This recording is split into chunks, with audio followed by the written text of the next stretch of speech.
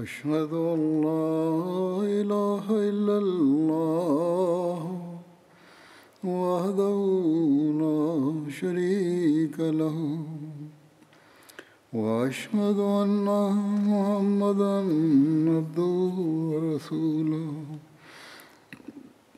أما بعد فأعوذ بالله من الشيطان الرجيم بسم الله الرحمن الرحيم الحمد لله رب العالمين الرحمن الرحيم مالك يوم الدين إياك نعبد وإياك نستعين اهدنا الصراط المستقيم صراط الذين أنعمت عليهم غير المغضوب عليهم ولا الضالين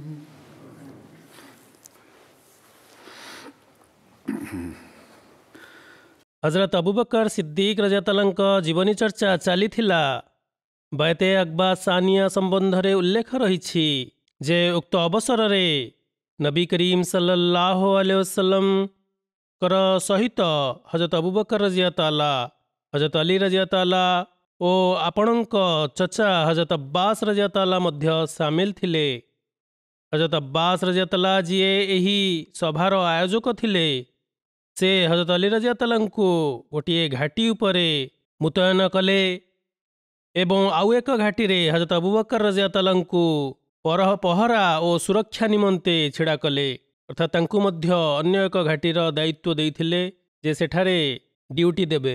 हजरत मोहम्मद मुस्तफा सल्लल्लाहु अलैहि वसल्लम को मदीना प्रवास करिवा समय रे हजरत अबूबकर सिद्दीक रज़ियल्लाहु मध्य साथी रे थिले। मक्का रे बास करुथिबा मुसलमान मानक उपरे जेतेबेले अमान्यकारी अन्याय अत्याचार सीमा लंघन करिगला सेतेबेले हुजूर सल्लल्लाहु अलैहि वसल्लम को गोटे स्वप्न देखाई दियागला। सही स्वप्न रे दुई जन मुसलमान मानंकु सही स्थान देखागला जेउ आड़कू हुजूर सल्लल्लाहु अलैहि वसल्लम कर हिजरत अर्थात प्रवास करिबा धार्य थिला। सही स्थानटी चाष अनुपयुक्त जमी थिला ओ खजुरी गछ द्वारा आच्छादित थिला, किंतु सही स्थानर नाम दर्शा जाई नथिला ना बता जाइथिला कुहा जाइथिला। किंतु ताहार भौगोलिक स्थिति और नक्शा देखी हुजूर सल्लल्लाहु अलैहि वसल्लम आकलन करथिले, अनुमान करथिले जे जेउ स्थान को प्रवास करि जिवार संकेत मिलुछि संभवतः ताहा हज्र तथा यमामा अंचल अटे। आउ एक वर्णना रे उल्लेख रही जे हुजूर सल्लल्लाहु अलैहि वसल्लम कहिले फज़हबा वहली इला अन्नहा इला यमामतु अविल हजरु फैजा हियल मदीनतु यश्रिबु, अर्थात मो भावना सेपटकू गला जे से ही स्थानटी यमामा बा हजर होइथिबो, किंतु मु कौन देखुची जे ताहा तो यश्रब सहर यमामा मध्य यमन रो गोटिए सुप्रसिद्ध सहर थिला। हजर नामक अन्य एक बस्ती ओ बहरेन रो गोटिए अंश मध्य हजर बोलाउथिला सेतेबेले। किंतु किछि अवधि परे जेतेबेले मदीनार निष्कपट अंसार माने इस्लाम धर्म रे दीक्षित हेबा आरंभ कले एवं प्रभुंक ऐसी संकेत आपणक उपरे प्रकाश्य हैला जे ताहा यश्रब्र पवित्र भूमि अटे, जहाँकि परवर्ती समय रे मदीना नाम रे नामित हैला। हजरत मसीह मऊद अलैहिस्सलातु वस्सलाम हुजूर सल्लल्लाहु अलैहि वसल्लम का सही अनुमान विषय रे चर्चा करी कुहंती सही हदीस जार वाक्यटी एपरि थिला जहाँकि मु वर्तमान आवृत्ति करी आसिली। अजहाबा वहली हदीसटी यह स्पष्ट भाव में प्रकाश करुअछि जे जहाँ किछि हुजूर सल्लल्लाहु अलैहि वसल्लम निजर अनुमान द्वारा भविष्यतवाणी करिथिले ताहा भूल थिला, अर्थात आपणक अनुमान भूल थिला। हुजूर सल्लल्लाहु अलैहि वसल्लम को अनुमति क्रमे मक्कार मुसलमान माने मदीना आड़कू प्रवास करिवा आरंभ कले କିନ୍ତୁ ବେତେ ଆକବା ସାନିଆ ପରେ ହିଁ ହିଜରତ ଖୁବ୍ ତୀବ୍ରତାର ରୂପ ଧାରଣ କଲା। ଏପରି ପରିସ୍ଥିତି ହୋଇଗଲା ଯେ ଘର ସବୁ ଖାଲି ହୋଇଗଲା। ମକ୍କାରେ ସାହି ଖାଲି ହୋଇଗଲା, ଯଦ୍ୱାରା ମକ୍କାର ସର୍ଦ୍ଦାରମାନେ କ୍ରୋଧରେ ଜର୍ଜରିତ ହୋଇ ଉଠିଲେ ଏବଂ ମୁସଲମାନମାନଙ୍କ ଉପରେ ଦିନ ପ୍ରତିଦିନ ଅଭିନବ ଉପାୟରେ ଅନ୍ୟାୟ ଅତ୍ୟାଚାରର ସୀମା ଲଙ୍ଘନ କଲେ। ଯେପରି ସ୍ୱାମୀଙ୍କୁ ତ ଯିବାକୁ ଦେଉଥିଲେ, କିନ୍ତୁ ତାଙ୍କ ପତ୍ନୀ ଓ ପିଲାମାନଙ୍କୁ ତାଙ୍କଠାରୁ ଛଡ଼େଇ ନେଉଥିଲେ, ଅର୍ଥାତ୍ ତାଙ୍କ ସାଥିରେ ଯିବାକୁ ଦେଉନଥିଲେ, ଅଟକାଇ ଦେଉଥିଲେ। କାହାର ଧନ ସମ୍ପତ୍ତି ଓ କାହାର ଆସବାବପତ୍ର ଗୁଡ଼ିକୁ ଏହି ଆଳରେ ଛଡ଼େଇ ନେଉଥିଲେ ଯେ ଏସବୁ ତୁମେ ତ ମକ୍କାରେ ହିଁ ରହି ଅର୍ଜନ କରିଛ, ଏହି ସମ୍ପତ୍ତି ତୁମେ ମକ୍କାରେ ରହି କମେଇଛ, ତେଣୁ ଯଦି ତୁମେମାନେ ଏହି ସହର ଛାଡ଼ି ଚାଲିଯିବାକୁ ଚାହୁଁଛ ତେବେ ଶୂନ୍ୟ ହସ୍ତରେ ଚାଲିଯାଅ, ସେଥିରେ ଆମେ ବାଧା ଦେବୁ ନାହିଁ। କେବେ ମାଆର ମମତାକୁ ଅସ୍ତ୍ର କରି ରୋକି ଦେଉଥିଲେ ଯେ ନିଜ ମାଆଙ୍କ ସହିତ ସାକ୍ଷାତ କରିଯାଅ, ପୁଣି ରାସ୍ତାରେ ରୋକି ରସିରେ ବାନ୍ଧି ନେଇ କୋଠରୀ ମଧ୍ୟରେ ପକାଇ ଦେଉଥିଲେ। କିନ୍ତୁ ଧୈର୍ଯ୍ୟ ଓ କୃତଜ୍ଞତାର ମଙ୍ଗ ଧରିଥିବା ପୁଣ୍ୟବାନ ମୁସଲମାନମାନେ ପ୍ରବାସ କରିବାକୁ ସକ୍ଷମ ଥିଲେ। ସେମାନେ ଦୃଢ଼ ସଂକଳ୍ପ କରି ନେଇଥିଲେ ଯେ ଆମେ ମଦିନା ଅଭିମୁଖେ ପ୍ରବାସ କରିଯିବୁ।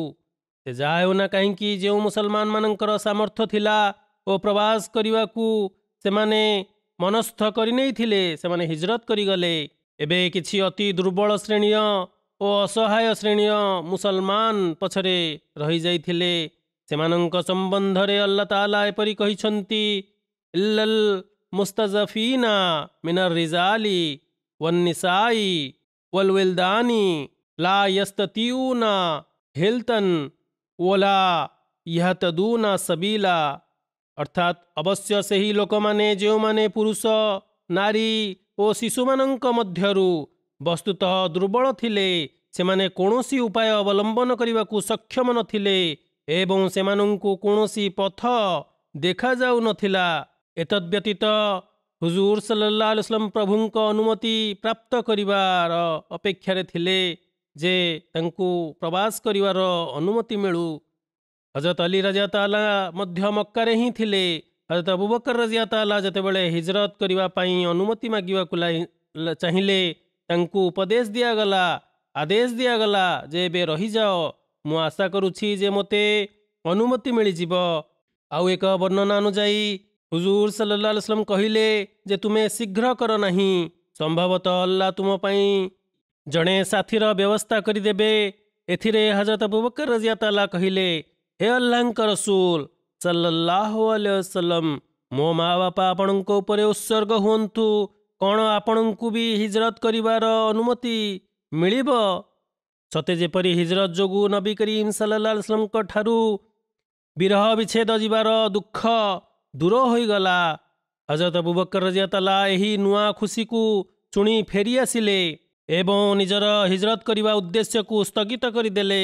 କିନ୍ତୁ ସେ ଅତ୍ୟନ୍ତ ବୁଦ୍ଧିମତାର ସହିତ 2ଟି ଓଟ କିଣି ନେଇଥିଲେ ଏବଂ ତାହାକୁ ଖୁଆଇ ପିଆଇ ଯାତ୍ରା କରିବା ପାଇଁ ପ୍ରସ୍ତୁତ କରି ରଖିଥିଲେ। ଉପରୋକ୍ତ ବିଷୟବସ୍ତୁ ଉପରେ ଚର୍ଚ୍ଚା କରି ହଜରତ ମୁସଲିମ ମଉଦ ରଜିୟା ତାଆଲା କୁହନ୍ତି, ରସୂଲ କରୀମ ସଲ୍ଲଲ୍ଲାହୁ ଆଲୈହି वसल्लम ଏବଂ ଆପଣଙ୍କ ସାଥୀଗଣ ହିଜରତ କରିବା ପାଇଁ ପ୍ରସ୍ତୁତି ଆରମ୍ଭ କରିଦେଲେ। ଗୋଟିଏ ପରେ ଗୋଟିଏ ବଂଶ ମକ୍କାରୁ ବାହାରି ଚାଲିଥିଲା। ବେଳେବେଳେ ଗୋଟିଏ ରାତିରେ ମକ୍କାର ଗୋଟିଏ ଗୋଟିଏ ଗଳିର ସବୁ ଘରରେ ତାଲା ଲାଗିଯାଇଥିଲା। ସକାଳ ହେବାରେ ଯେତେବେଳେ ସହରର ଲୋକମାନେ ଗଳିକନ୍ଦି ଗୁଡ଼ିକୁ ନୀରବ ନିଚ୍ଛିନ୍ନ ଦେଖୁଥିଲେ, ସେମାନେ କାରଣ ପଚାରୁଥିଲେ। ସେମାନଙ୍କୁ ସୂଚନା ମିଳୁଥିଲା ଯେ ଏହି ଗଳିରେ ରହୁଥିବା ସମସ୍ତ ମୁସଲମାନମାନେ ହିଜରତ କରି ଯାଇଛନ୍ତି, ମକ୍କାରୁ ମଦିନା ଆଡ଼କୁ ଚାଲି ଯାଇଛନ୍ତି। ଇସଲାମର ଏପରି ଗଭୀର ପ୍ରଭାବ ଯାହା ଭିତରେ ଭିତରେ ମକ୍କାର ଲୋକମାନଙ୍କ ମଧ୍ୟରେ ପ୍ରବେଶ କରି ଚାଲିଥିଲା, ପରିବ୍ୟାପ୍ତ ହୋଇ ଚାଲିଥିଲା, ତାହାକୁ ଦେଖି ସେହି ଲୋକମାନେ ଆଶ୍ଚର୍ଯ୍ୟଚକିତ ହେଉଥିଲେ। ପରିଶେଷରେ ମକ୍କା ମୁସଲମାନମାନଙ୍କ ଠାରୁ ଖାଲି ହୋଇଗଲା। ମାତ୍ର କେତେକ ହାତ ଗଣତି ଗୁଲାମ ଅର୍ଥାତ୍ କ୍ରୀତଦାସ ମୁସଲମାନ ମକ୍କାରେ ରହିଯାଇଥିଲେ। ପୁଣି ହଜରତ ମୁସଲିମ ମଉଦ ରଜିୟଲ୍ଲାହୁ ଉଲ୍ଲେଖ କରିଛନ୍ତି ଯେ ମକ୍କାର ଅବିଶ୍ୱାସୀ ଗୋଷ୍ଠୀମାନଙ୍କୁ ଅନ୍ୟ ଲୋକମାନଙ୍କ ତୁଳନାରେ ରସୁଲ କରୀମ ସല്ലଲ୍ଲାହୁ ଆଲୈହି ವಸಲ್ಲମଙ୍କ ସହିତ ସ୍ୱାଭାବିକ ଭାବରେ ଅଧିକା ଦ୍ୱେଷ ଓ ଶତ୍ରୁତା ରହିଥିଲା, କାରଣ ସେମାନେ ଏହା ଦେଖିଥିଲେ ଯେ ହୁଜୁର ସല്ലଲ୍ଲାହୁ ଆଲୈହି ವಸಲ್ಲମଙ୍କ ଶିକ୍ଷାରେ ଅନୁପ୍ରାଣିତ ହୋଇ ଲୋକମାନଙ୍କ ମନରେ ଶିର୍କ ଅର୍ଥାତ୍ ଅନେକଶ୍ୱରବାଦ ପ୍ରତି ତିକ୍ତ ଭାବ ବ୍ୟାପି ଚାଲିଛି। ସେମାନେ ଏହା ଜାଣିଥିଲେ ଯେ ଯଦି ସେମାନେ ହୁଜୁର ସല്ലଲ୍ଲାହୁ ଆଲୈହି ವಸಲ್ಲମଙ୍କୁ ହତ୍ୟା କରିଦିଅନ୍ତି ତାହେଲେ ବାକି ଅନ୍ୟ ମୁସଲମାନମାନେ ସ୍ୱତଃପୃତ ଭାବରେ ବିକ୍ଷିପ୍ତ ହୋଇଯିବେ, ତାଙ୍କର ଭୀତି ନଷ୍ଟ ହୋଇଯିବ, ତାଙ୍କର ଆଧାରଶୀଳା ଧ୍ୱଂସ ପାଇଯିବ, ସେମାନେ ପୁନର୍ବାର ସ୍ୱଧର୍ମକୁ ନିଜର ପୂର୍ବ ଧର୍ମକୁ ଫେରି ଆସିବେ। ତେଣୁ ସେମାନେ ଅନ୍ୟମାନଙ୍କ ଅପେକ୍ଷା ହୁଜୁର ସല്ലଲ୍ଲାହୁ ଆଲୈହି ವସଲ୍ଲମଙ୍କୁ ଅଧିକ ଦୁଃଖ ଦେଉଥିଲେ। ଏକଥା ଚାହୁଁଥିଲେ ଯେ କିପରି ହୁଜୁର ସല്ലଲ୍ଲାହୁ ଆଲୈହି ವସଲ୍ଲମ ନିଜର ଦାବିରୁ ବିରତ ହୋଇଯାଆନ୍ତୁ, କିନ୍ତୁ ଏପରି ସମସ୍ତ ଅସୁବିଧାର ସମ୍ମୁଖୀନ ଥିବା ସତ୍ତ୍ୱେ ହୁଜୁର ସല്ലଲ୍ଲାହୁ ଆଲୈହି ವସଲ୍ଲମ ସାହାବାମାନଙ୍କୁ ହିଜରତ କରିବା ପାଇଁ ଆଦେଶ ଦେଲେ, କିନ୍ତୁ ନିଜେ ଏସବୁ ଦୁଃଖ କଷ୍ଟ ସ୍ୱୟଂ ମକ୍କାରେ ରହି ସହ୍ୟ କରିଥିଲେ, କାରଣ ଆଲ୍ଲାହ ତାଆଲାଙ୍କ ତରଫରୁ କୌଣସି ହିଜରତ କରିବାର ଆପଣଙ୍କୁ ଅନୁମତି ମିଳିନଥିଲା। ଅତଏବ ଯେତେବେଳେ ହଜରତ ଅବୁ ବକର ରଜିୟଲ୍ଲାହୁ ପ୍ରବାସ କରିବାର ଅନୁମତି ମାଗିଲେ, ସେତେବେଳେ ହୁଜୁର ସല്ലଲ୍ଲାହୁ ଆଲୈହି ವಸಲ್ಲମ ଉତ୍ତର ଦେଲେ, ଆଲା ରିସ୍ଲିକା ଫଇନ୍ନି ଆର୍ଜୁ ଆଇ ୟୁଜନାଲି, ଅର୍ଥାତ୍ ଟିକିଏ ଥୟ ଧର, ମୁଁ ଆଶା କରୁଛି ଯେ ପ୍ରଭୁ ମୋତେ ଏଥିସକାଶେ ନିଶ୍ଚିତ ରୂପେ ଅନୁମତି ପ୍ରଦାନ କରିବେ। ପରିଶେଷରେ ମକ୍କାରେ କେବଳ ହଜରତ ମୁହମ୍ମଦ ମୁସ୍ତଫା ସല്ലଲ୍ଲାହୁ ଆଲୈହି ವಸಲ್ಲମ ଓ ଆପଣଙ୍କ ସାଥୀ ହଜରତ ଅବୁ ବକର ଓ ହଜରତ ଅଲି ଓ କିଛି କ୍ରୀତଦାସ ରହିଯାଇଥିଲେ। ଯେପରିକି ମୁଁ ପୂର୍ବେ ଆଲୋଚନା କରି ଆସିଲି, ଦାରୁନ୍ ନଦୱାରେ ମକ୍କାର ଅମାନ୍ୟକାରୀମାନେ ହୁଜୁର ସല്ലଲ୍ଲାହୁ ଆଲୈହି ವସଲ୍ଲମଙ୍କ ବିରୋଧରେ ଗୁପ୍ତ ପରାମର୍ଶ ତଥା ମନ୍ତ୍ରଣା କରିବା ପାଇଁ ଏକତ୍ରିତ ହୋଇଥିଲେ।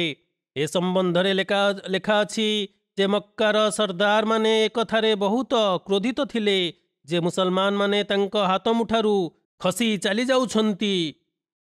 ତେଣୁ ସେମାନେ ଏ ବିଷୟ ଉପରେ ପରାମର୍ଶ କରିବା ପାଇଁ ଦାରୁନ୍ ନଦୱାରେ ଏକତ୍ରିତ ହୋଇଥିଲେ।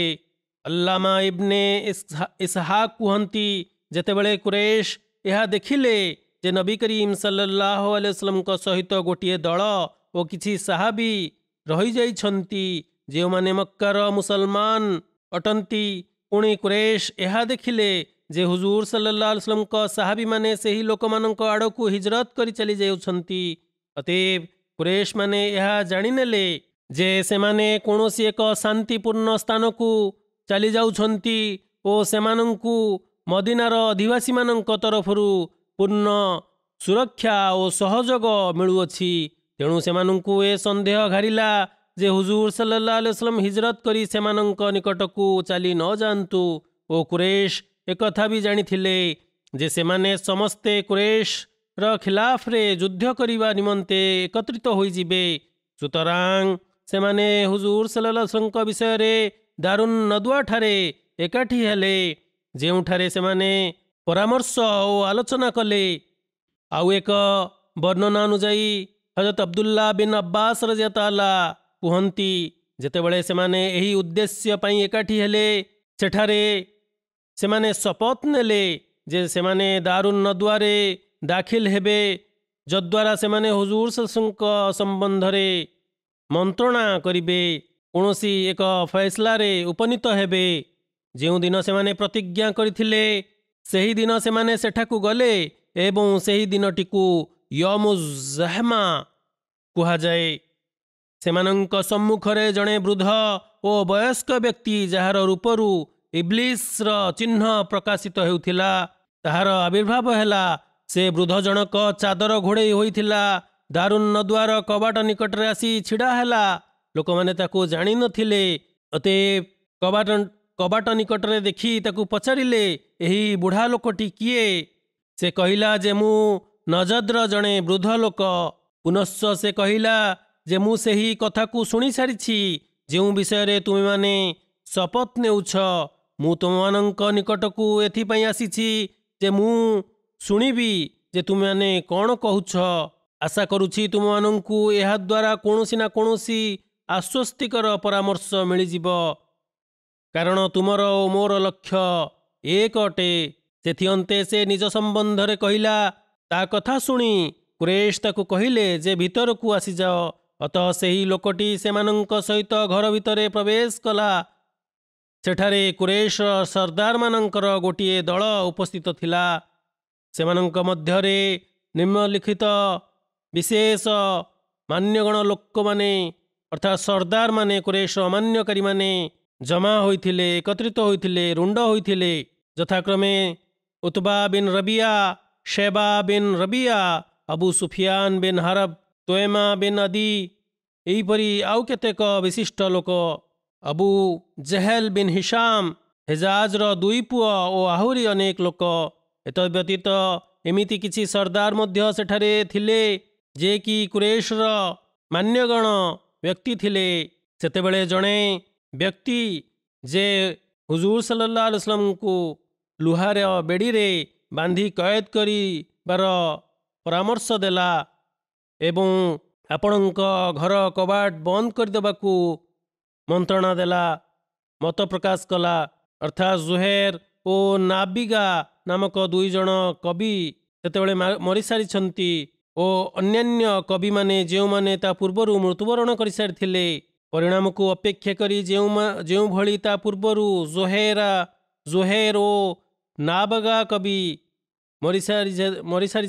ମରିଯାଇଥିଲେ, ହୁଜୁର ସଲ୍ଲଲ୍ଲାହୁ ଆଲାଇହି वसल्लमଙ୍କ ପାଇଁ ଏହି ଯୋଜନା କରାଗଲା। ଏଥିରେ ନଜଦ୍ର ସେହି ବୃଦ୍ଧ ଜଣକ କହିଲା, ନା ନା, ଈଶ୍ୱରଙ୍କ ରାଣ, ମୋ ମତରେ ତୁମମାନଙ୍କର ଏହି ମତ ଠିକ୍ ନୁହେଁ। ଯଦି ତୁମେମାନେ ତାକୁ ବନ୍ଦୀ କରିଦିଅ, ତାହେଲେ ଏହି ଖବର ଘରୁ ବାହାରକୁ ଯାଇ ତା ସାଥୀମାନଙ୍କ ନିକଟରେ ପହଞ୍ଚିଯିବ। ପୁଣି ଦୂର ନୁହେଁ ଯେ ସେମାନେ ତୁମମାନଙ୍କ ଉପରେ ଆକ୍ରମଣ କରିଦେବେ ଏବଂ ତୁମ କବ୍ଜାରୁ ତାଙ୍କୁ ଛଡ଼େଇ ନେବେ। ତେଣୁ ତୁମେମାନେ ଆଉ କୌଣସି ପରାମର୍ଶ ଦିଅ। ଉପାୟ 5।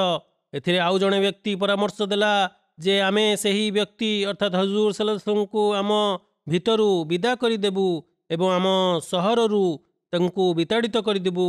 ତାପରେ ସେ ଯୁଆଡ଼େ ଇଚ୍ଛା ଚାଲିଯାଆନ୍ତୁ, ସେଥିରେ ଆମର କୌଣସି ଜାସ୍ ନାହିଁ। ଏକଥା ଶୁଣି ନଜଦୀ ବୃଦ୍ଧ ବ୍ୟକ୍ତି ଜଣକ କହିଲା, ନା ନା, ଅଲ୍ଲାହଙ୍କ ରାଣ, ଏହି ମତ ମଧ୍ୟ ଠିକ୍ ନୁହେଁ। ତୁମେମାନେ କ'ଣ ଦେଖୁନାହଁ ଯେ ସେହି ଲୋକର କଥା କେତେ ସୁନ୍ଦର ଓ କେତେ ମଧୁର, ଯାହାକି ଲୋକମାନଙ୍କୁ ନିଜ ଆଡ଼କୁ ସେ ଟାଣି ଆଣୁଛନ୍ତି ଓ ଲୋକମାନଙ୍କୁ କିଭଳି ଜିଣି ନେଉଛନ୍ତି। ଅଲ୍ଲାହଙ୍କ ରାଣ, ଯଦି ତୁମେମାନେ ଏପରି କରିବ, ତାହେଲେ ତୁମେମାନେ ଶାନ୍ତିରେ ରହିପାରିବ ନାହିଁ, କାରଣ ସେ ଆରବର କୌଣସି କବିଲାରେ ଓହ୍ଲାଇବ ଓ ନିଜ କଥା ଦ୍ୱାରା ସେମାନଙ୍କୁ ନିଜ ଆଡ଼କୁ ଆକର୍ଷିତ କରିନେବ। ଲୋକମାନେ ତାର ଅନୁଗାମୀ ହୋଇଯିବେ। ପୁଣି ତାଙ୍କ ସହିତ ମିଶି ସେ ସଭିଏଁ ତୁମ ଉପରେ ଆକ୍ରମଣ କରିଦେବେ ଏବଂ ତୁମମାନଙ୍କୁ ତଳିତଳାନ୍ତ କରିଦେବେ। ତୁମମାନଙ୍କର କୌଣସି ଚିହ୍ନବର୍ଣ୍ଣ ରହିବ ନାହିଁ। ତେଣୁ ଏପରି କିଛି ଯୋଜନା କର ଯଦ୍ୱାରା ସମସ୍ତ ସମସ୍ୟାର ସମାଧାନ ହୋଇଯିବ। ଏଥର ଅବୁ ଜେହେଲ ନିଜର ରାୟ ପ୍ରକାଶ କଲା ଯେ କୁରେଶର ପ୍ରତ୍ୟେକ କବିଲାରୁ ବଳବାନ ଓ ଉଚ୍ଚ ଆଭିଜାତ୍ୟ ଯୁବକକୁ ଚୟନ କରାଯାଉ। ପୁଣି ସେମାନେ ସମସ୍ତେ ମିଶି ହଜରତ ମୁହମ୍ମଦ ମୁସ୍ତଫା ସଲ୍ଲଲ୍ଲାହୁ ଆଲାଇହି वसल्लमଙ୍କୁ ହତ୍ୟା କରିଦିଅନ୍ତୁ। ଏହିପରି ଆମକୁ ତାଠାରୁ ମୁକ୍ତି ମିଳିଯିବ ଏବଂ ମାରିବାର ଫଳ ଏହା ବାହାରିବ ଯେ ଯେହେତୁ ମୁହମ୍ମଦ ସଲ୍ଲଲ୍ଲାହୁ ଆଲାଇହି वसल्लमଙ୍କୁ ସମସ୍ତ କବିଲା ମିଳିମିଶି ହତ୍ୟା କରିଛି, ତେଣୁ ତାଙ୍କର ରକ୍ତ ସମସ୍ତ କବିଲାରେ ବାଣ୍ଟି ହୋଇଯିବ ଓ ବନୁ ଅବ୍ଦେ ମୁନାଫ ସବୁ କବିଲା ଠାରୁ କ୍ଷତିପୂରଣ ନେବା ନିଷ୍ପତ୍ତିରେ ରାଜି ହୋଇଯିବ। ଏଥିରେ ସେହି ଚଦର ଘୋଡ଼ି ହୋଇଥିବା ଶୈତାନ ସ୍ୱଭାବୀ ବୃଦ୍ଧ ବ୍ୟକ୍ତି ଜଣକ, ଯାହାକୁ କେହି ଚିହ୍ନି ନଥିଲେ, କହିଲା, ଯଦି କେହି ସଠିକ୍ ପରାମର୍ଶ ଦେଇଛି ତାହେଲେ ଏହି ଲୋକଟି ଦେଇଛି, ବାକି ସବୁ ମୂଲ୍ୟହୀନ ଓ ଅବାନ୍ତର କଥା। ସୁତରାଂ ଏହି ରାୟ ଉପରେ ସମସ୍ତେ ଏକମତ ହୋଇଗଲେ ଏବଂ ସେଠାରୁ ଚାଲିଗଲେ। ଅପର ପାର୍ଶ୍ୱରେ ଆଲ୍ଲାହ ତାଆଲା ହୁଜୁର ସଲ୍ଲଲ୍ଲାହୁ ଆଲାଇହି वसल्लमଙ୍କୁ ଏ ସମସ୍ତ ଘଟଣାଚକ୍ର ସଂକ୍ରାନ୍ତରେ ହଜରତ ଜିବ୍ରିଲଙ୍କ ମାଧ୍ୟମରେ ସୂଚିତ କରିଦେଇ ଦର୍ଶାଇଥିଲେ ଯେ ପ୍ରବାସ କରିବାର ସମୟ ନିକଟବର୍ତ୍ତୀ। ଅତଏବ କୁରାନ କରୀମର ଏହି ପଂକ୍ତି ଅବତୀର୍ଣ୍ଣ ହୋଇଥିଲା, ୱଇଜ୍ ୟମକୁରୁ ବିକଲ୍ଲଜିନା କଫରୁ ଲି ୟୁଜବିତୁକା ଔ ୟକ୍ତୁଲୁକା ଔ ୟୁଖରିଜୁକା वयमकुरुना वयमकुरुल्लाह वल्लाहु खैरुल माकिरीन। अर्थात हे रसूल, ସେହି ସମୟକୁ ସ୍ମରଣ କର ଯେତେବେଳେ ଅବିଶ୍ୱାସକାରୀ ମାନେ ତୁମ୍ଭ ସଂକ୍ରାନ୍ତରେ ଷଡ଼ଯନ୍ତ୍ର କରୁଥିଲେ ଯେ ତୁମମାନଙ୍କୁ ବନ୍ଦୀ କରିଦେବେ ଅବା ତୁମକୁ ହତ୍ୟା କରିଦେବେ ଅବା ତୁମକୁ ବହିଷ୍କାର କରିଦେବେ। ସେମାନେ ଯୋଜନା କରୁଥିଲେ ଏବଂ ଅଲ୍ଲାହ ମଧ୍ୟ ଯୋଜନା କରୁଥିଲା ଏବଂ ଅଲ୍ଲାହ ସର୍ବୋତ୍ତମ ଯୋଜନାକାରୀ। ଏଥିସହିତ ଆପଣ ମକ୍କା ବିଜୟ କରି ପୁନଃ ପ୍ରତ୍ୟାବର୍ତ୍ତନ କରିବାର ମଧ୍ୟ ଆପଣଙ୍କୁ ସୁସମାଚାର ପ୍ରଦାନ କରାଯାଉଛି। ମସିହ ମାଉଦ ଆଲୈହିସ୍ସଲାମ କୁହନ୍ତି ଯେ ହୁଜୁର ସଲ୍ଲଲ୍ଲାହୁ ଆଲୈହି ವಸଲ୍ଲମଙ୍କୁ ଯେତେବେଳେ ହତ୍ୟା କରିବା ପାଇଁ ଷଡ଼ଯନ୍ତ୍ର କରାଗଲା ସେତେବେଳେ ଆଲ୍ଲାହ ତାଆଲା ନିଜର ସେହି ପବିତ୍ର ନବୀକୁ ଉକ୍ତ ମନ୍ଦ ଉଦ୍ଦେଶ୍ୟ ବିଷୟରେ ଅବଗତ କରାଇଲେ ଓ ମକ୍କାରୁ ମଦିନା ଆଡ଼କୁ ହିଜରତ କରିବା ପାଇଁ ଆଦେଶ ଦେଲେ। ପୁଣି ବିଜୟ ଓ ସାହାଯ୍ୟର ସୁସମାଚାର ମଧ୍ୟ ପ୍ରଦାନ କରିଦେଲେ। ଅତଏବ ବୁଧବାର ଦିନ ମଧ୍ୟାହ୍ନ ସମୟର ଭୀଷଣ ଗ୍ରୀଷ୍ମତାପରେ ଯେବେ ଏହି ପରୀକ୍ଷା ଅଲ୍ଲାହଙ୍କ ତରଫରୁ ପ୍ରକାଶିତ ହେଲା, ପ୍ରବାସ କରିବାର ଅନୁମତି ମିଳିଲା, ସେତେବେଳେ ହୁଜୁର ସଲ୍ଲଲ୍ଲାହୁ ଆଲୈହି ವಸଲ୍ଲମ ଭୀଷଣ ଗ୍ରୀଷ୍ମତାପରେ ମଧ୍ୟାହ୍ନ ସମୟରେ ସମ୍ପୂର୍ଣ୍ଣ ରୂପେ ଚଦର ଘୋଡ଼େଇ ହୋଇ ଯେପରି କେହି ଜାଣିପାରିବେ ନାହିଁ ହଜରତ ଅବୁ ବକର ରାଦିୟଲ୍ଲାହୁ ଆନହୁଙ୍କ ଘରକୁ ଚାଲିଗଲେ। ଯେଉଁ ସମୟରେ ମକ୍କାର ଲୋକମାନେ ସାଧାରଣତଃ ନିଜ ନିଜ ଘରେ ରହିଥାନ୍ତି, କେହି କାହା ନିକଟକୁ ଯାଇପାରିନଥାନ୍ତି। ଅତଏବ ହୁଜୁର ସଲ୍ଲଲ୍ଲାହୁ ଆଲୈହି ವಸଲ୍ଲମ ନିଜର ସୁରକ୍ଷା ନିମନ୍ତେ ନିଜର ମୁଖକୁ ଘୋଡ଼ାଇ ଚଦରରେ ଘୋଡ଼ାଇ ସେହି ଭୀଷଣ ଗ୍ରୀଷ୍ମତାପରେ ହଜରତ ଅବୁ ବକର ରାଦିୟଲ୍ଲାହୁ ଆନହୁଙ୍କ ଘରକୁ ଯାଇଥିଲେ। ତିବରାନୀ ଓ ଫତହୁଲ ବାରୀର ବର୍ଣ୍ଣନା ଅନୁଯାୟୀ ହଜରତ ଆସ୍ମା ରାଦିୟଲ୍ଲାହୁ ଆନହା ଏକଥା କହିଲେ ହଜରତ ଅବୁ ବକର ରାଦିୟଲ୍ଲାହୁ ଆନହୁଙ୍କୁ ଯେ ହେ ମୋ ପିତା, ହୁଜୁର ସଲ୍ଲଲ୍ଲାହୁ ଆଲୈହି ವಸଲ୍ଲମ ଆମ ଘରକୁ ଆସୁଛନ୍ତି, ଏହାର କିଛି ବଡ଼ କାରଣ ନିଶ୍ଚିତ ଥିବ, କାରଣ ଏଭଳି ସମୟରେ ଆସିବାର ଆଉ କିଛି ଉଦ୍ଦେଶ୍ୟ ହୋଇନପାରେ। ପୁଣି ହଜରତ ଅବୁ ବକର ରାଦିୟଲ୍ଲାହୁ ଆନହୁ ବ୍ୟତିବ୍ୟସ୍ତ ହୋଇ କ୍ଷିପ୍ର ଗତିରେ ବ୍ୟାକୁଳ ହୋଇ ବାହାରକୁ ବାହାରିଗଲେ। ଯେତେବେଳେ ହୁଜୁର ସଲ୍ଲଲ୍ଲାହୁ ଆଲୈହି ವಸଲ୍ଲମ ତାଙ୍କ ଘର ଭିତରେ ପ୍ରବେଶ କଲେ ସେତେବେଳେ ହଜରତ ଅବୁ ବକର ରାଦିୟଲ୍ଲାହୁ ଆନହୁ ଓ ଆସ୍ମା ରାଦିୟଲ୍ଲାହୁ ଆନହା ହିଁ ଘରେ ଥିଲେ। ହୁଜୁର ସଲ୍ଲଲ୍ଲାହୁ ଆଲୈହି ವಸଲ୍ଲମ ହଜରତ ଅବୁ ବକର ରାଦିୟଲ୍ଲାହୁ ଆନହୁଙ୍କୁ ଆଦେଶ ଦେଲେ ଯେ ତୁମ ନିକଟରେ ଯେଉଁ ଲୋକମାନେ ଅଛନ୍ତି ସେମାନଙ୍କୁ ବାହାରକୁ ଚାଲିଯିବାକୁ କୁହ। ଏହା ଶୁଣି ହଜରତ ଅବୁ ବକର ରାଦିୟଲ୍ଲାହୁ ଆନହୁ କହିଲେ, ହୁଜୁର, କେବଳ ମୋର ଏହି ଦୁଇ ଝିଅ ହିଁ ବର୍ତ୍ତମାନ ଏଠାରେ ରହିଛନ୍ତି, ଆଉ କେହି ନାହାନ୍ତି। ଆଉ ଏକ ବର୍ଣ୍ଣନାରେ ଉଲ୍ଲେଖ ରହିଛି ଯେ ହଜରତ ଅବୁ ବକର ରାଦିୟଲ୍ଲାହୁ ଆନହୁ ନିବେଦନ କଲେ ଯେ ହେ ଆଲ୍ଲାହଙ୍କ ରସୂଲ ସଲ୍ଲଲ୍ଲାହୁ ଆଲୈହି ವಸଲ୍ଲମ, କେବଳ ଆଲ୍ଲାହଙ୍କ ଘର ଲୋକମାନଙ୍କ ବ୍ୟତୀତ ଆଉ କେହି ଏଠାରେ ଉପସ୍ଥିତ ନାହାନ୍ତି। ଅତଏବ ହୁଜୁର ସଲ୍ଲଲ୍ଲାହୁ ଆଲୈହି ವಸଲ୍ଲମ ସେଠାରେ ପହଞ୍ଚି ହଜରତ ଅବୁ ବକର ରାଦିୟଲ୍ଲାହୁ ଆନହୁଙ୍କୁ କହିଲେ, ମୋତେ ଆଲ୍ଲାହଙ୍କ ନିକଟରୁ ହିଜରତ କରିବାର ଅନୁମତି ମିଳିଯାଇଛି। ହଜରତ ଅବୁ ବକର ରାଦିୟଲ୍ଲାହୁ ଆନହୁ ପ୍ରଶ୍ନ କଲେ, ହେ ଆଲ୍ଲାହଙ୍କ ରସୂଲ, କ'ଣ ମୋତେ ଆପଣଙ୍କ ସାଥିରେ ଯିବାକୁ ଅନୁମତି ମିଳିବ? ହୁଜୁର ସଲ୍ଲଲ୍ଲାହୁ ଆଲୈହି ವಸଲ୍ଲମ ଉତ୍ତର ଦେଲେ, ହଁ। ଏହି ଖବର ଶୁଣି ହଜରତ ଅବୁ ବକର ରାଦିୟଲ୍ଲାହୁ ଆନହୁ ଖୁସିରେ ଫାଟି ପଡ଼ିଲେ ଏବଂ ହଜରତ ଆଏଶା ରାଦିୟଲ୍ଲାହୁ ଆନହା ବର୍ଣ୍ଣନା କରନ୍ତି ଯେ ସେହି ଦିନ ପ୍ରଥମ ଥର ପାଇଁ ମୋତେ ଜଣାପଡ଼ିଲା ଯେ ଖୁସିରେ ବି ଜଣେ କାନ୍ଦି ପକାଏ। ଏହି ହିଜରତ କରିବା ସମ୍ବନ୍ଧରେ ଯେହେତୁ ହଜରତ ଅବୁ ବକର ରାଦିୟଲ୍ଲାହୁ ଆନହୁ ପୂର୍ବାନୁମାନ କରିସାରିଥିଲେ, ତେଣୁ ସେ ପୂର୍ବରୁ 2ଟି ଓଟ 800 ଦିରହମରେ ଖରିଦ କରି ତାଙ୍କୁ ରଖିଥିଲେ ଓ ଯାତ୍ରା କରିବା ପାଇଁ ସମ୍ପୂର୍ଣ୍ଣ ରୂପେ ପ୍ରସ୍ତୁତ କରି ରଖିଥିଲେ। ସେତେବେଳେ ହଜରତ ଅବୁ ବକର ରାଦିୟଲ୍ଲାହୁ ଆନହୁ ହୁଜୁର ସଲ୍ଲଲ୍ଲାହୁ ନିବେଦନ କଲେ ଯେ ହେ ଆଲ୍ଲାହଙ୍କ ରସୂଲ, ଆପଣ ଏଥିମଧ୍ୟରୁ ଗୋଟିଏ ଓଟ ନିଅନ୍ତୁ।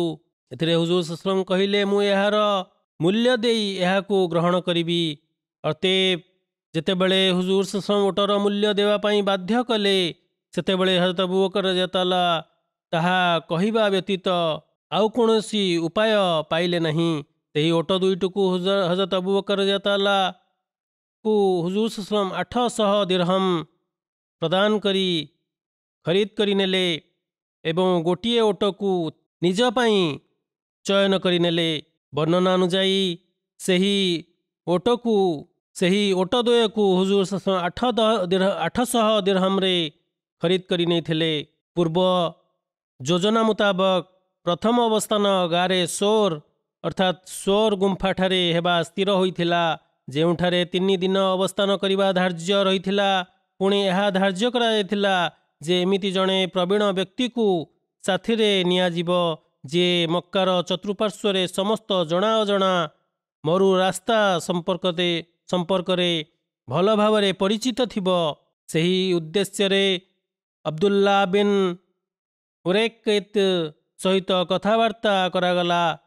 ଯଦିଚ ସେ ମୁଶ୍ରିକ୍ ଥିଲା, ଅମାନ୍ୟକାରୀ ଥିଲା, କିନ୍ତୁ ଜଣେ ଦାୟିତ୍ୱବାନ ଓ ନିଷ୍ଠାପର ବିଶ୍ୱସ୍ତ ବ୍ୟକ୍ତି ଥିଲା।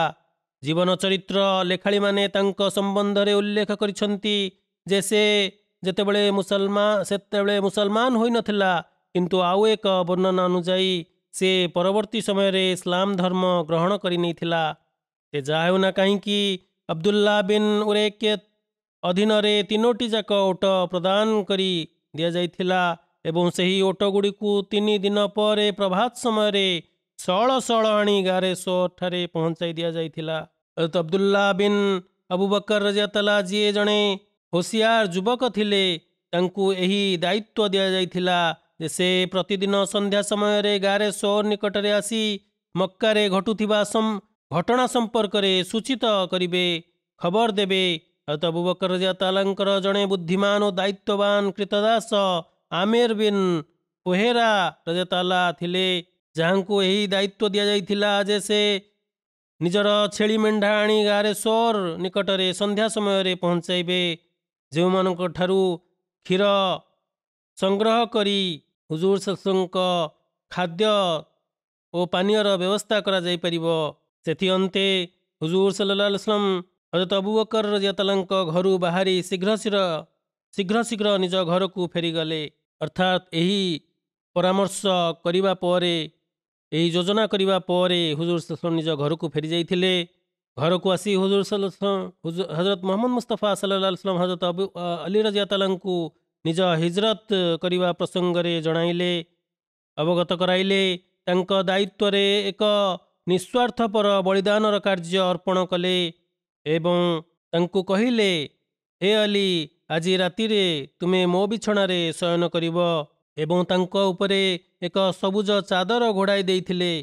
ବର୍ଣ୍ଣନା ଅନୁଯାୟୀ ଲାଲ ରଙ୍ଗର ହଜରମୀ ଚାଦର ଘୋଡ଼ାଇବା ମଧ୍ୟ ଉଲ୍ଲେଖ ରହିଛି, ଯେଉଁ ଚାଦରକୁ ସ୍ୱୟଂ ହଜରତ ମୁହମ୍ମଦ ମୁସ୍ତଫା ସଲ୍ଲଲ୍ଲାହୁ ଆଲାଇହି वसल्लम ଘୋଡ଼ାଇ ଦେଇଥିଲେ।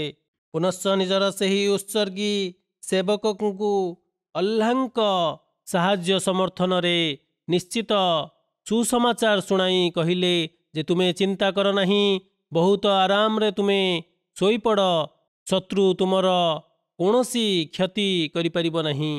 ପୁଣି ସତ୍ୟବାଦୀ ଓ ଇମାନଦାର ଈଶ୍ୱରଙ୍କ ଦୂତ ହଜରତ ମୁହମ୍ମଦ ମୁସ୍ତଫା ସଲ୍ଲଲ୍ଲାହୁ ଆଲାଇହି वसल्लम ଯେତେବେଳେ ମକ୍କାବାସୀଙ୍କ ଦ୍ୱାରା ଦିଆଯାଇଥିବା ଅମାନତର ଚିନ୍ତା କରିଥିଲେ, ସେତେବେଳେ କହିଲେ ଯେ ତାଙ୍କ ନିକଟରେ ଥିବା ଅମାନତ ଅର୍ଥାତ୍ ସନ୍ତକ ଗୁଡ଼ିକୁ ଲୋକମାନଙ୍କୁ ଫେରାଇ ଦେବ।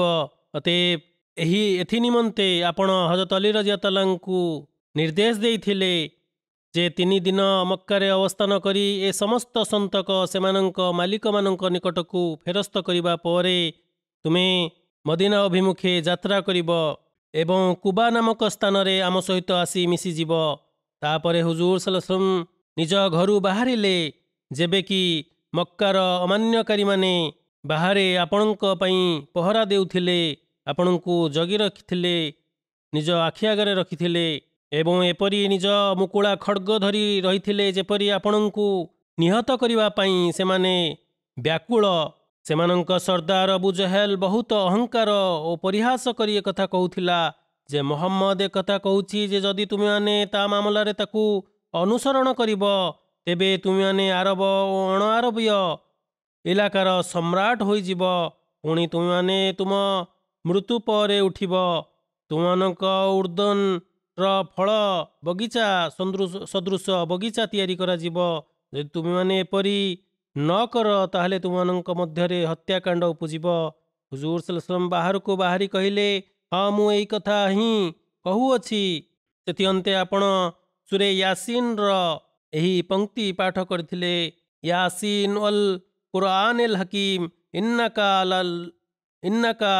लमिनल मुरसलीन अला सिरातिम मुस्तकीम तंजीलल अजीजिर रहीम लितुनजिरा कौमम मा उनजिरा बा वहुम फहुम गाफिलुन लकद हक्कल कौलु अला अक्सरिहिम फहुम ला युमिनून इन्ना जालना फी आनाकिहिम अगलाइन फहिया इल्लल अज़कानी फहुम मुकमहून वजालना मिन बैनी ऐदीहिम सद्दन वमिन खल्फिहिम सद्दन फअगसैनाहुम फहुम ला युबसिरून।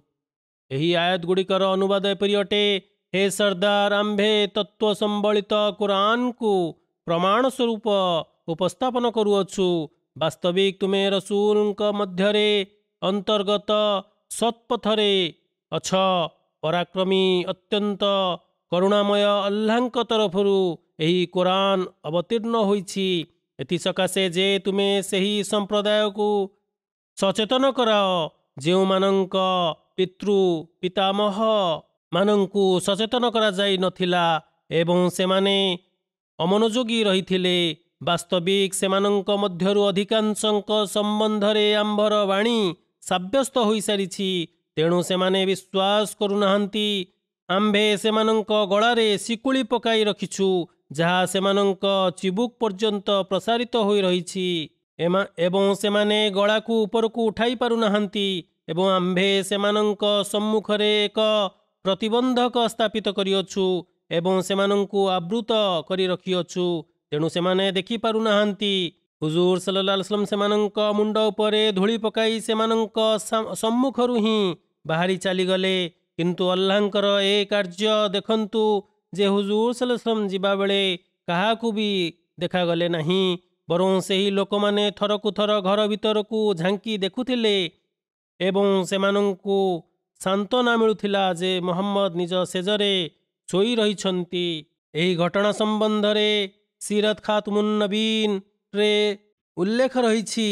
ହଜରତ ମିର୍ଜା ବଶୀର ଅହମଦ ସାହେବ କୁହନ୍ତି, ଅନ୍ଧାର ରାତି ଥିଲା ଓ ଅତ୍ୟାଚାରୀ କୁରେଶ ମାନେ ଯେ କି ଭିନ୍ନ ଭିନ୍ନ କବିଲାରୁ ଆସିଥିଲେ ସେମାନେ ହୁଜୁର ସଲ୍ଲଲ୍ଲାହୁ ହତ୍ୟା କରିବା ଉଦ୍ଦେଶ୍ୟରେ ଘର ଚାରିପଟେ ଘୁରି ବୁଲୁଥିଲେ, ପହରା ଦେଉଥିଲେ।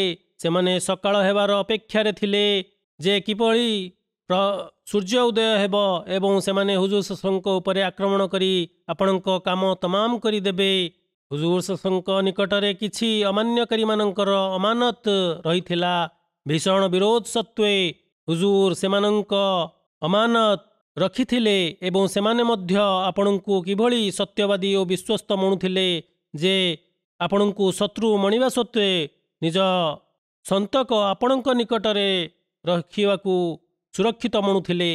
ଅତଏବ ଆପଣ ହଜରତ ଅଲି ରଜିୟଲ୍ଲାହୁଙ୍କୁ ଏହି ସମସ୍ତ ସନ୍ତକ ଗୁଡ଼ିକ ପ୍ରଦାନ କରି ବୁଝାଇ ଦେଇଥିଲେ ଓ ତାଗିଦ କରିଥିଲେ ଯେ ଅମାନତ ଗୁଡ଼ିକୁ ଅମୁକ ଅମୁକ ବ୍ୟକ୍ତିକୁ ଫେରସ୍ତ କରି ମକ୍କାରୁ ବାହାରି ଆସିବ।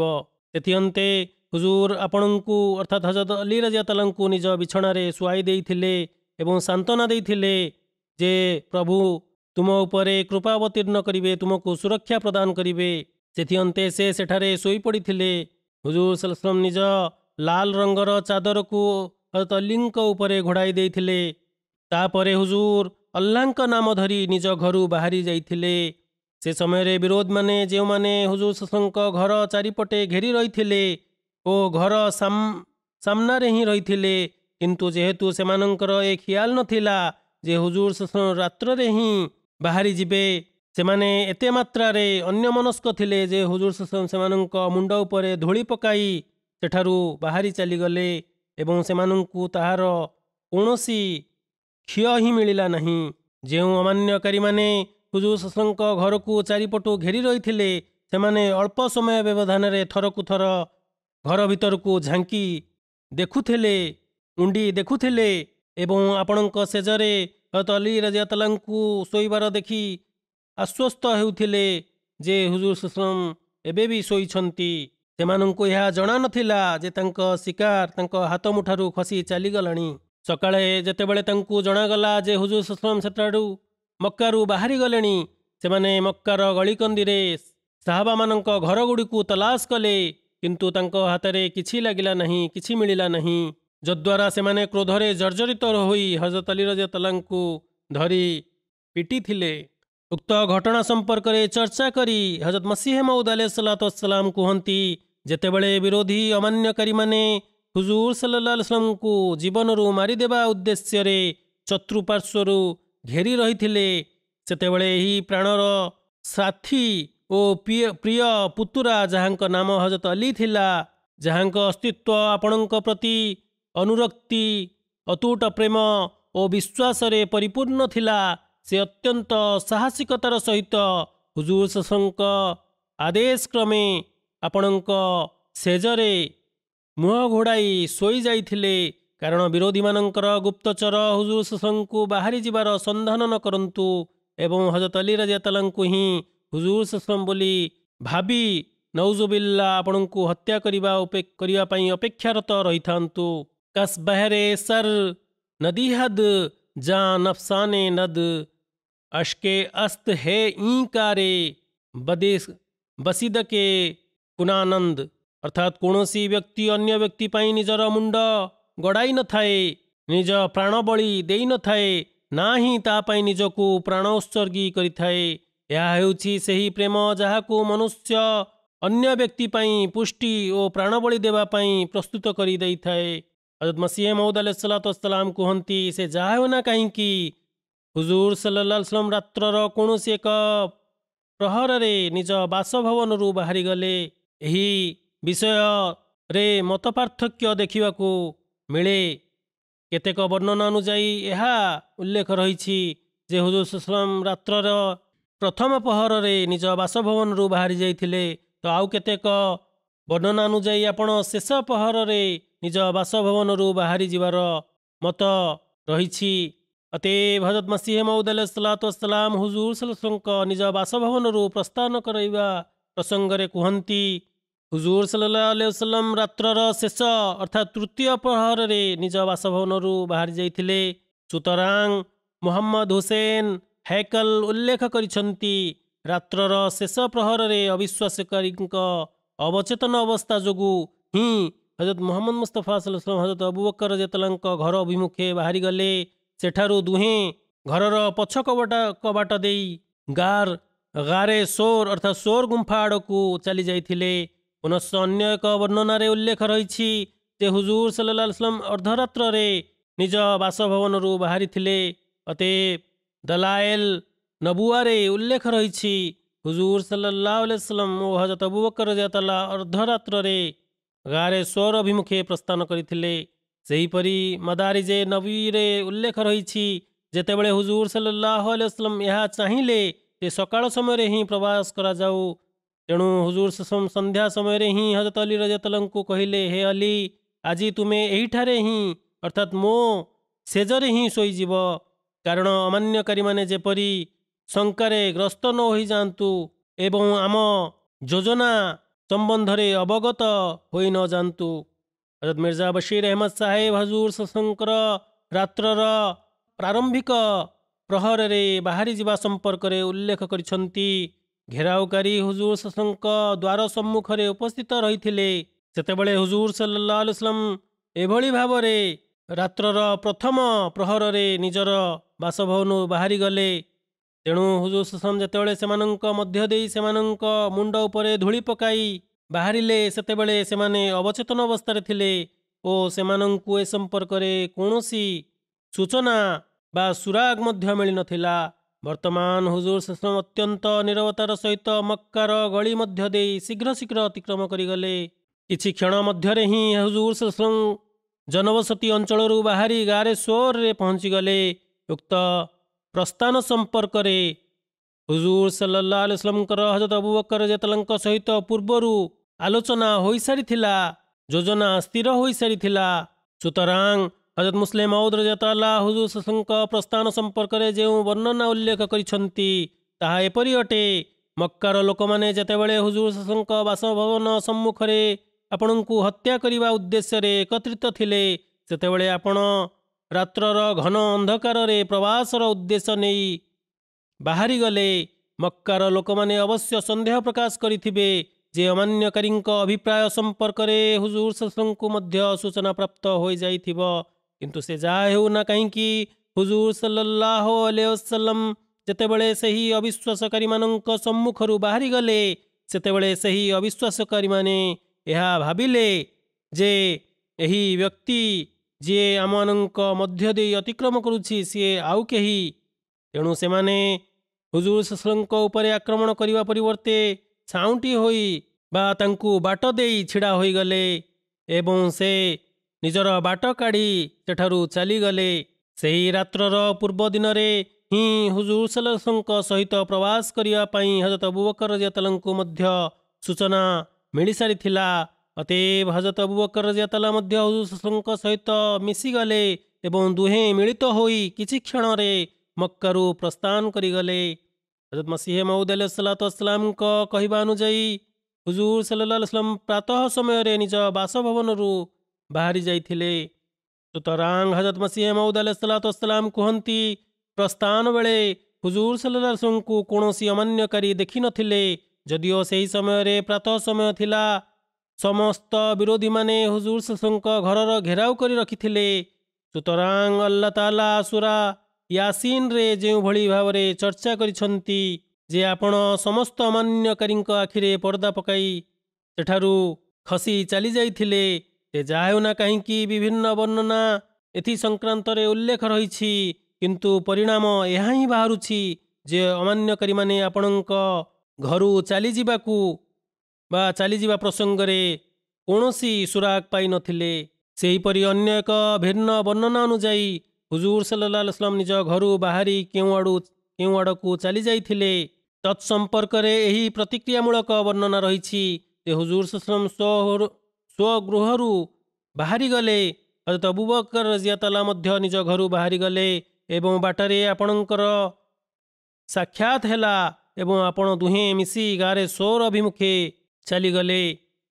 ପୁନଶ୍ଚ ଅନ୍ୟ ଏକ ବର୍ଣ୍ଣନାରେ ନବୀ କରୀମ ସଲ୍ଲଲ୍ଲାହୁ ଆଲୈହି वसल्लम ନିଜର ବାସଭବନରୁ ଗାରେ ସୋର ଅଭିମୁଖେ ବାହାରିଥିଲେ।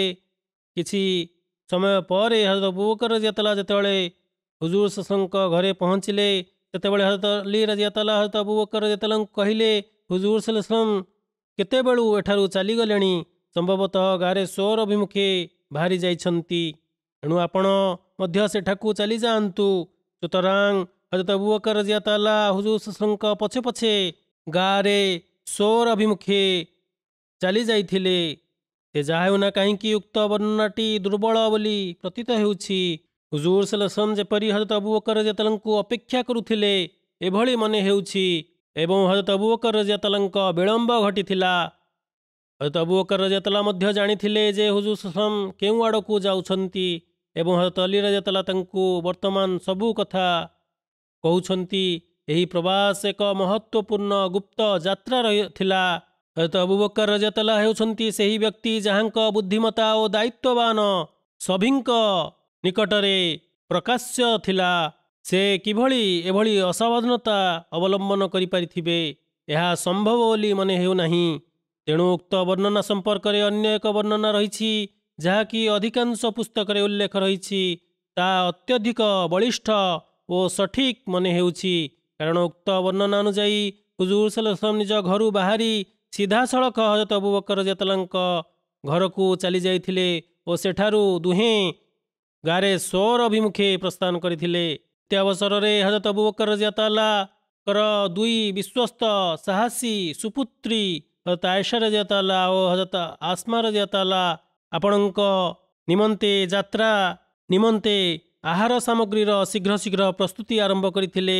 ଉକ୍ତ ଆହାରର ଅଗ୍ନିରେ ପ୍ରସ୍ତୁତ କରାଯାଇଥିଲା, ଅର୍ଥାତ୍ ଆପଣଙ୍କ ପାଇଁ ରୋଷେଇ କରିଥିଲେ, ଯାହାକି ଛେଳି ମାଂସର ବ୍ୟଞ୍ଜନ ମଧ୍ୟ ରହିଥିଲା ସେଥିରେ।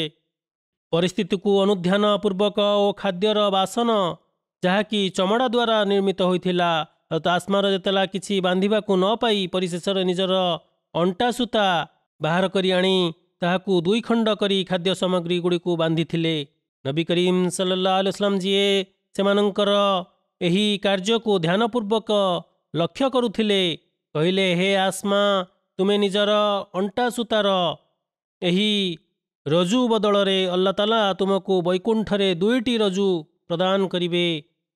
ହୁଜୁର ସଲ୍ଲଲ୍ଲାହୁ ଆଲୈହି वसल्लम ଉକ୍ତ ଆଦେଶ ଯୋଗୁଁ ଆସ୍ମା ରଜିୟତାଲାଙ୍କୁ ଜାତୁନ୍ ନତକେନ୍ ନାମରେ ଆଖ୍ୟା ମିଳିଥିଲା।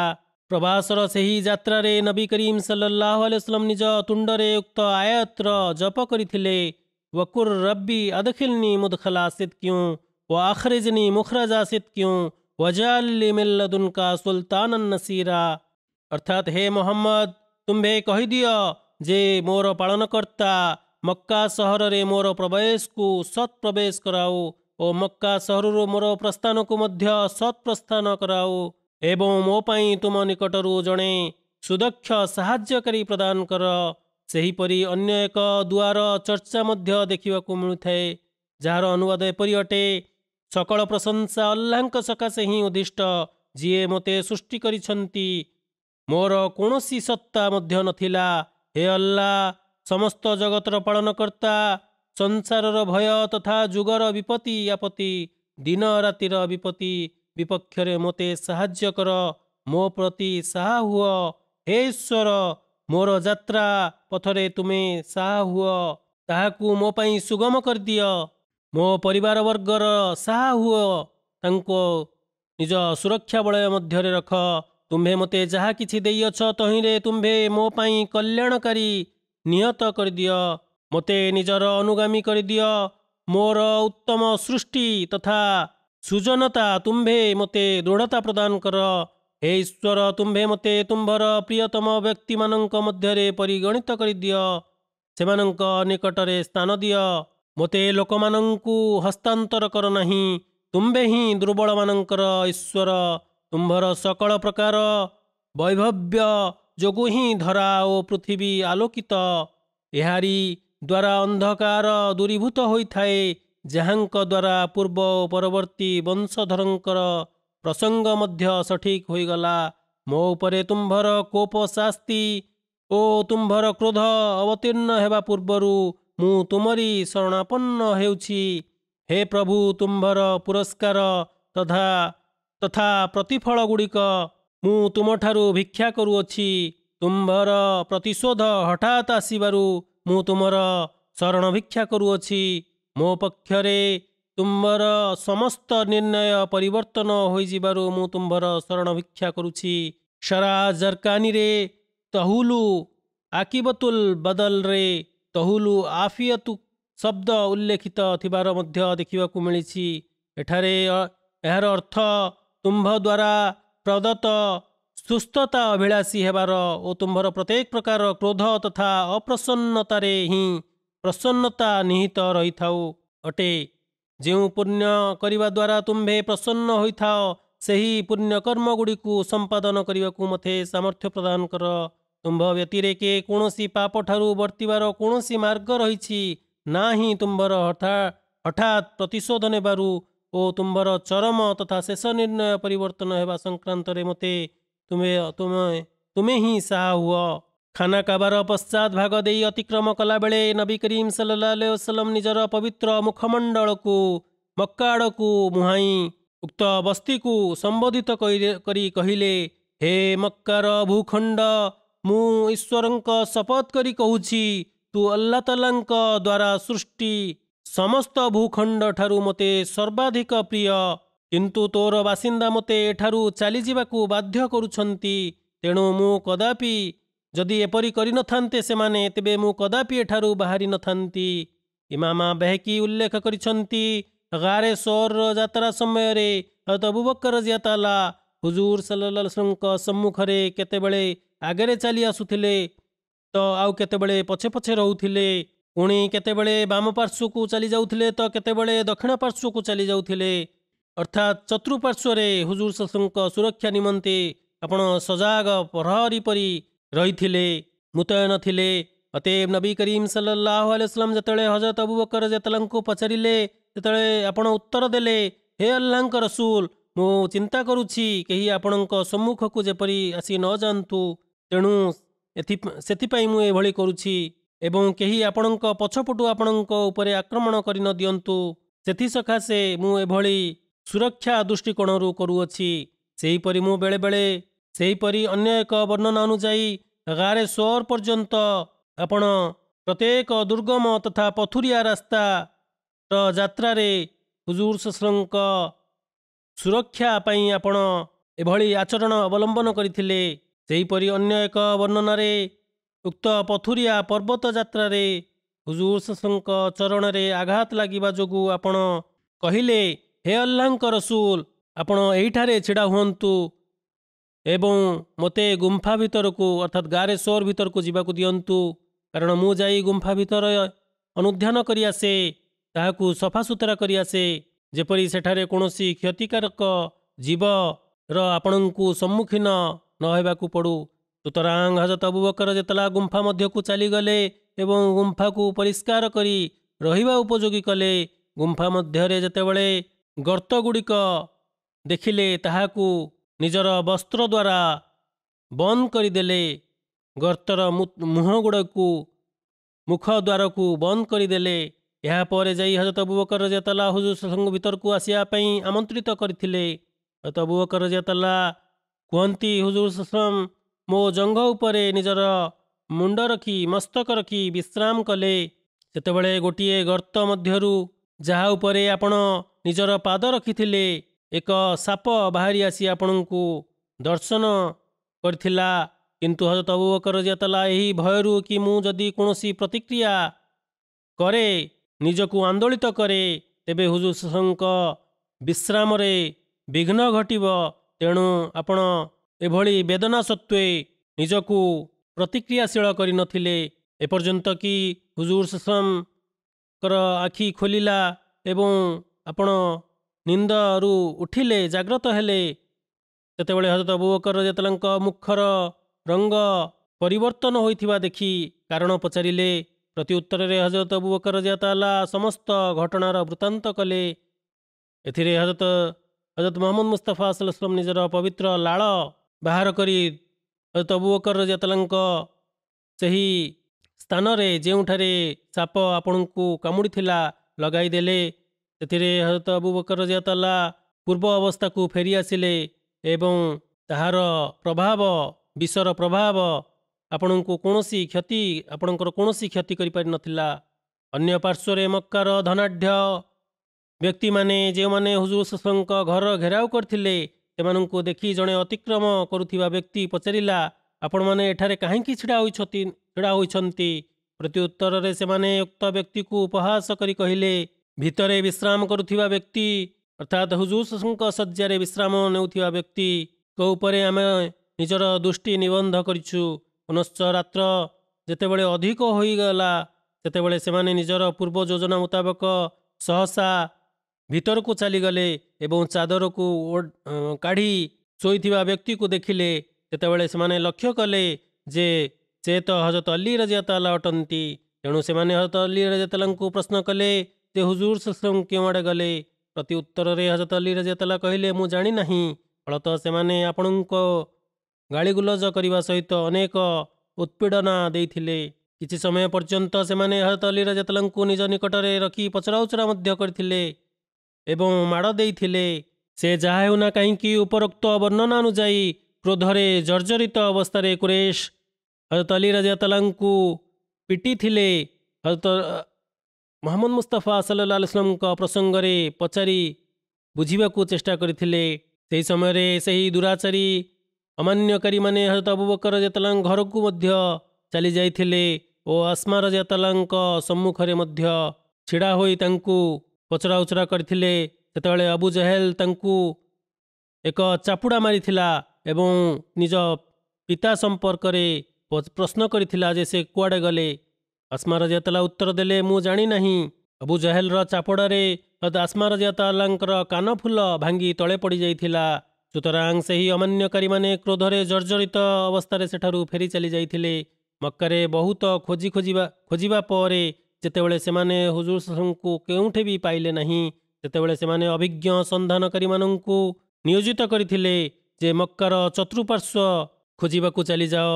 ମକ୍କାର ଅଧିପତି ଉମେୟା ବିନ୍ ଖଲ୍ଫ ଜଣେ ଅଭିଜ୍ଞ ସନ୍ଧାନକାରୀ ଥିଲା।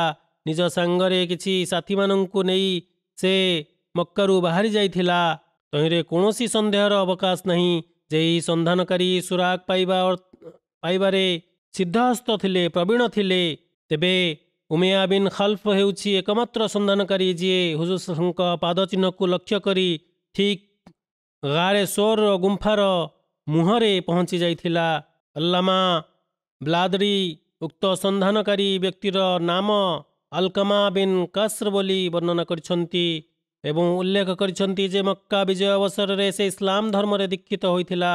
ଗାରେ ସୋରର ମୁହାଣ ଉପରେ ଅମାନ୍ୟକାରୀମାନେ ଛିଡ଼ା ହୋଇ କଥାବାର୍ତ୍ତା ହେଉଥିଲେ ଓ ଦୁଇ ପ୍ରବାସକାରୀମାନେ ଠିକ୍ ସେହି ଗୁମ୍ଫା ଭିତରେ ନିଜକୁ ଆତ୍ମଗୋପନ କରି ରଖିଥିଲେ।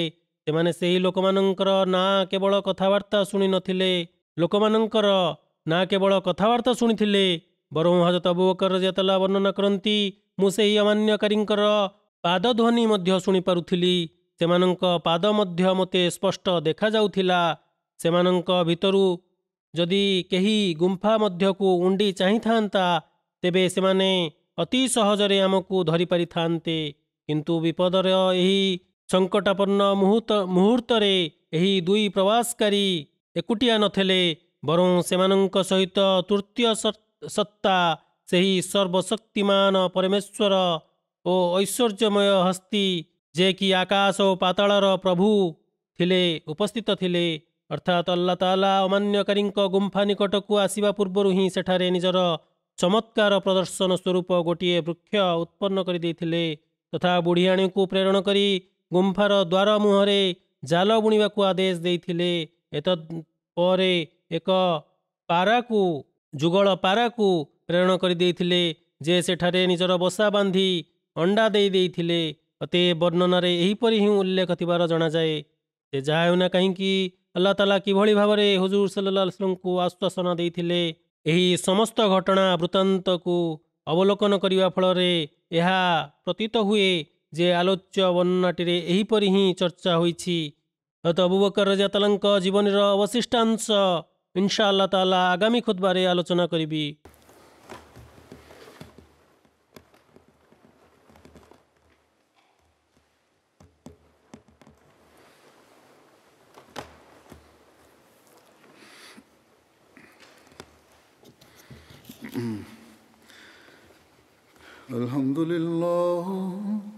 अल्हम्दुलिल्लाह नहमदुहु व नस्तईनुहु व नस्तगफिरुहु व नुमिनु बिही व नतवक्कलु अलैहि व नऊज़ु बिल्लाहि मिन शुरूरि अनफुसिना व मिन सय्यिआति अअमालिना मन यहदिहिल्लाहु फला मुदिल्ल लहु ومن يضلل فلا هادي له ونشهد أن لا إله إلا الله ونشهد أن محمدا عبده ورسوله عباد الله رحمكم الله إن الله يأمر بالعدل والإحسان وإيتاء ذي القربى وينهى عن الفحشاء